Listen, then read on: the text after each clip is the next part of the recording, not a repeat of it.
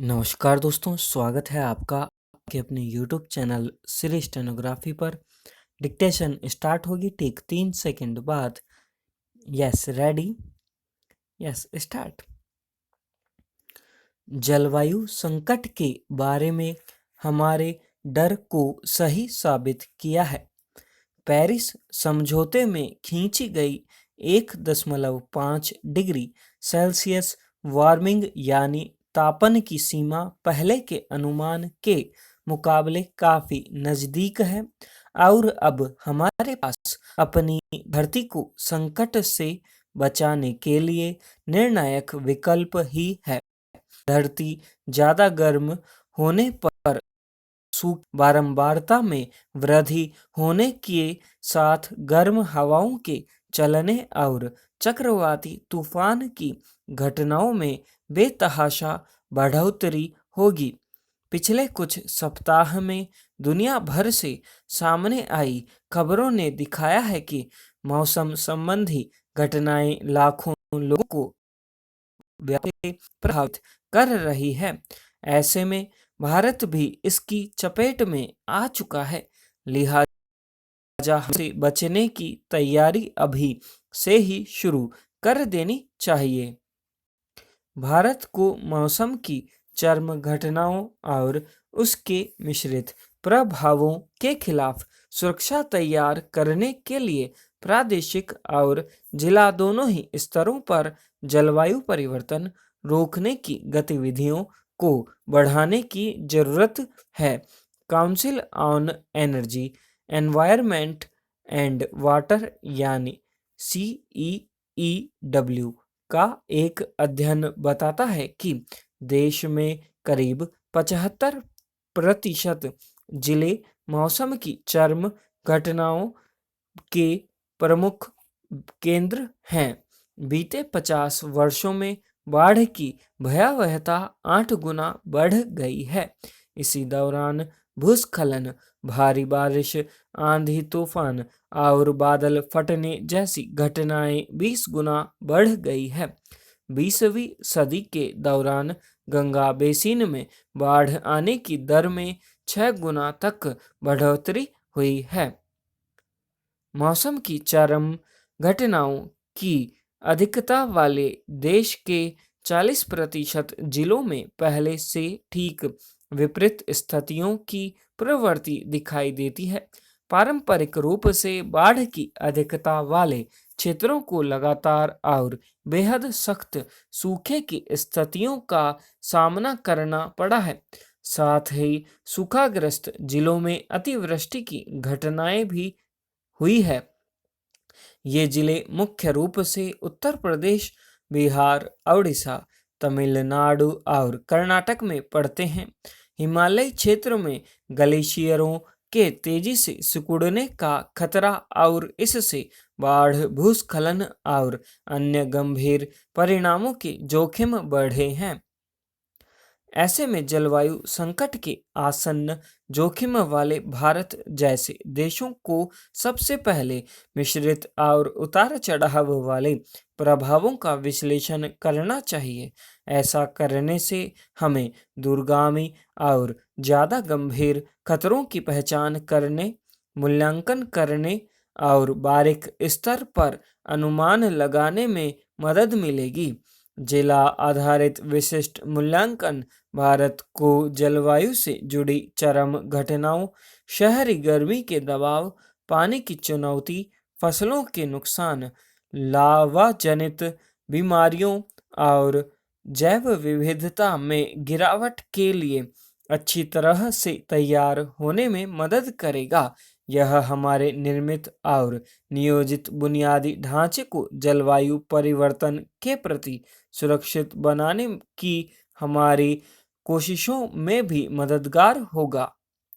इनके अलावा हमें मैंग्रोव, आर्द्र भूमि और जंगल जैसी प्राकृतिक पारिस्थितिकी तंत्र को पुनर्जीवित करना चाहिए।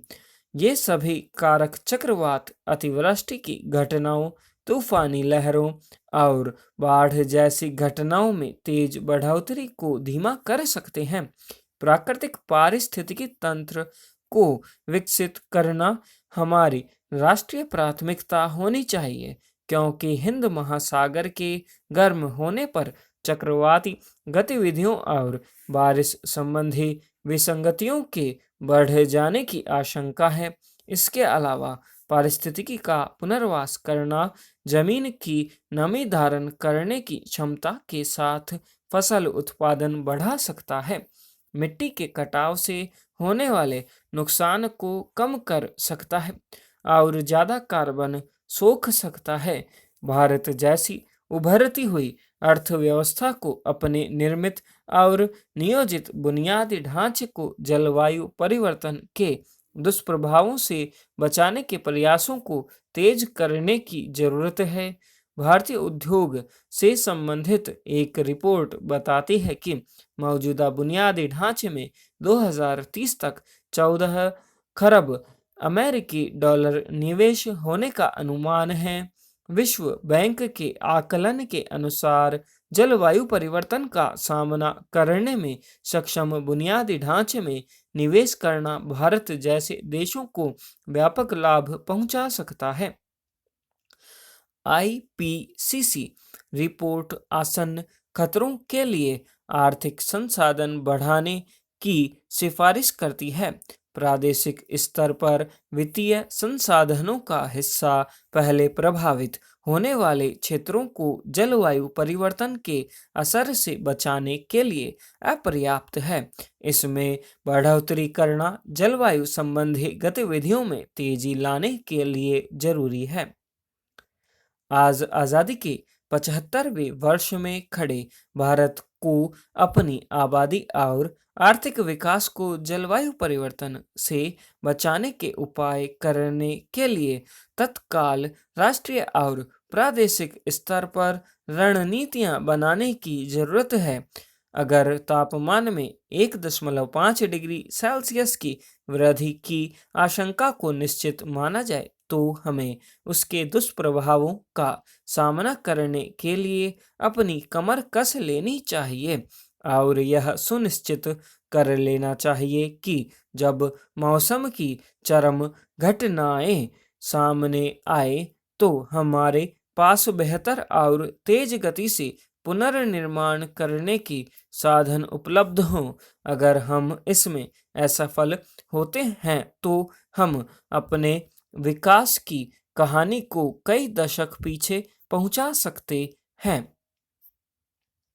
बंगाल में विधानसभा चुनाव के दौरान मुख्यमंत्री ममता बनर्जी ने अपने चुनावी घोषणा पत्र में वादा किया था कि लोगों के घर घर सरकारी राशन पहुंचाया जाएगा, जिसका नाम उन्होंने दुआरे राशन योजना दिया है। तीसरी बार सत्ता में आने के बाद ममता सरकार अपने उस वादे को पूरा करने की पहल शुरू कर दी है। सितंबर से दुआरे राशन योजना शुरू करने की घोषणा की गई है। खाद्य विभाग ने शनिवार को योजना शुरू करने के लिए आधिकारिक दिशा निर्देश भी जारी कर दिए हैं। 17 पेजों के दिशा निर्देश में दुआरे राशन योजना को लेकर कहा गया है कि यह फिलहाल पायलट प्रोजेक्ट के रूप में चलाया जाएगा, जिसके तहत आम लोगों के घर तक राशन पहुंचाने का कार्य किया जाएगा। राशन डीलरों की भी कुछ जिम्मेदारियां होंगी। प्रत्येक जिले में 5 से 15% ग्राहकों तक राशन पहुंचाने की जिम्मेदारी डीलर की होगी। खाद्य विभाग के एक अधिकारी के मुताबिक हमने अगले नवंबर तक 60 से 70% घरों में राशन पहुंचाने का लक्ष्य रखा है। योजना को शुरू करने के लिए खाद्य मंत्री रथिन घोष और विभाग के शीर्ष अधिकारी पहले ही जिला स्तर के अधिकारियों के साथ कई बार वर्चुअल बैठक कर चुके हैं। इस पायलट प्रोजेक्ट में खाद्य विभाग में कार्यरत निरीक्षकों के साथ राशन डीलर ग्राहक के घर जाएंगे। वहां राशन कार्ड को आईपीएस मशीन में डिजिटल रूप में पंच किया जाएगा। इसके बाद ग्राहक जितना राशन ले रहा है उसे रिकॉर्ड किया जाएगा। खाद्य विभाग के मुताबिक पायलट प्रोजेक्ट से यह भी पता चल सकेगा कि पूरी प्रक्रिया में कहीं कोई गड़बड़ी तो नहीं है या फिर किसी नई तकनीक की जरूरत है या नहीं। अगर ऐसा कुछ होता है तो आने वाले दिनों में नए तरीकों या तकनीकी का विकास किया जाएगा ताकि उन माध्यम से अधिक ग्राहकों को घरों तक राशन सामग्री पहुंचाई जा सके। यह योजना सही है, लोगों को इससे सहूलियत होगी, पर यहाँ सवाल यह उठ रहा है कि राशन वितरण में जो गड़बड़ झाला हो रहा है वह क्या रुक पाएगा।